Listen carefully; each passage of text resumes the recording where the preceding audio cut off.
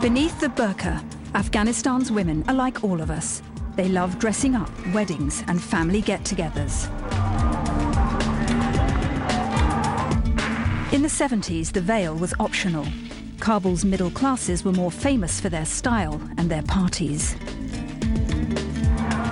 Then came the Taliban's medieval regime. These pictures of the execution of a nameless woman shocked the world. The US-led intervention after 9/11 was to get rid of the Taliban and terrorism, and to end the slavery of Afghan women. Britain helped put President Karzai in power to establish human rights and equality for men and women. They were supposed to cast off their burqas to embrace modern life and democracy. But the truth is that 8 years after the end of Taliban rule, the vast majority of women in Afghanistan are still invisible, downtrodden and desperate. Maria, prosecutor of Herat. She's trying to give women protection under the law, but she's on a hit list. I have accepted this danger and sacrifice. I'm as strong as a man. Every morning when Maria says goodbye to her kids, she doesn't know if she'll see them again. Security men guard this top law officer round the clock. Last year, a huge bomb was detonated outside her house, wounding 3 bodyguards critically. My daughter was terrified, in shock and screaming. It was a very bad moment, and I knew anti-government elements were involved. They did it to threaten me to give up this job. I received a text the next morning saying worse could happen if I didn't give up. In the Taliban years, Maria, a lawyer, had to stay at home like all women. The extremists haven't changed their attitudes. In the past few years, they've assassinated women in public life. A female police chief and 4 women's campaigners. For a woman in this position in a country like Afghanistan, which has been through 30 years of war and destruction, it's hard enough for a man to implement the law, let alone a woman. At home, Maria's children work on their lessons alone. They never go to school or to play with friends for fear of kidnap. The son of another law officer was beheaded by people who thought he was Maria's child. I don't take bribes. I'm a problem for some inside the system, and those outside it too. I have many enemies because I've never acted illegally. Every day, the poor come to Maria to get a fair hearing. This woman wants protection from her husband, a heroin addict, who beats her and steals the money she gets from begging. 5 years after Karzai's government adopted a constitution based on equality, women still don't get protection from the law. The police are reluctant to investigate crimes against women, and when men are sentenced, male judges often reduce jail terms drastically. Unfortunately, the law hasn't been implemented properly, and there aren't qualified people in the police and judiciary, and there's corruption. Women don't have access to all these things, knowing people, bribing people, different ways of abusing the system. We have lunch in Maria's office. It isn't safe for her to go out.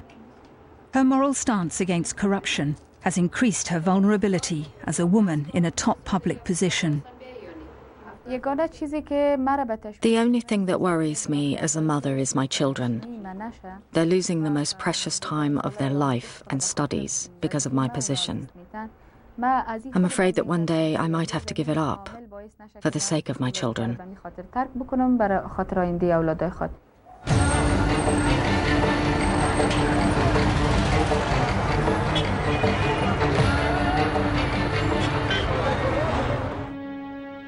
Saida, married at 9 to a 60-year-old man. We can't reveal her identity. She's on the run from him. He doesn't care if I'm dead or alive. Saida is just one girl in the most shocking set of statistics in Afghanistan. 60% of women are still married as children, often at 9 or 10. Under Afghan law, girls can't marry under 16, but the law's ignored by families and the government.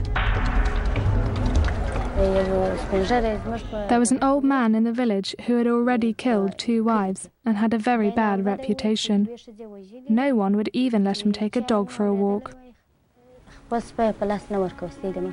Saida's father died when she was little, and her brothers claimed her as their property. They sold her to the old man as his wife.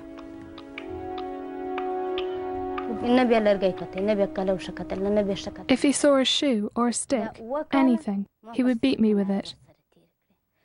I spent 7 years with him, as if I was sitting on a hot stove all the time. I had 4 miscarriages because of the beating and the stress. Then her husband took Saida on the road, all over Afghanistan, to places where they weren't known, to make money from her.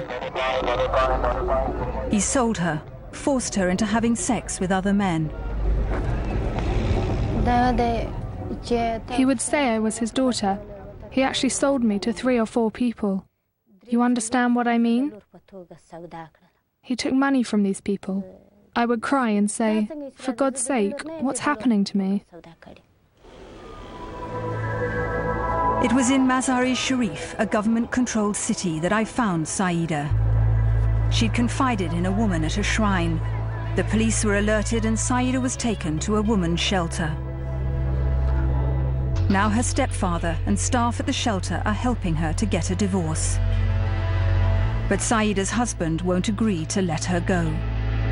He's unlikely to ever be prosecuted for what he did to a child. I am very scared. He is in touch with my stepdad through the phone. When I talk to him, he says he is praying to God for an opportunity to drink my blood. He says he wouldn't even care if he dies after that. Saida's childhood has been destroyed. She's 17 and can't read or write.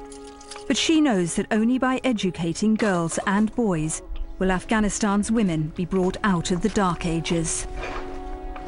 All the problems we face are to do with a lack of schooling. People who are educated will not make their daughters and sisters suffer.